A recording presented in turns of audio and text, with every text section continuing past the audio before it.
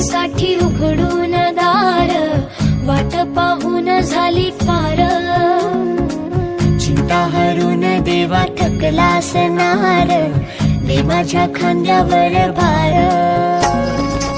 थोडा इथं टेकून जा, घास खाऊन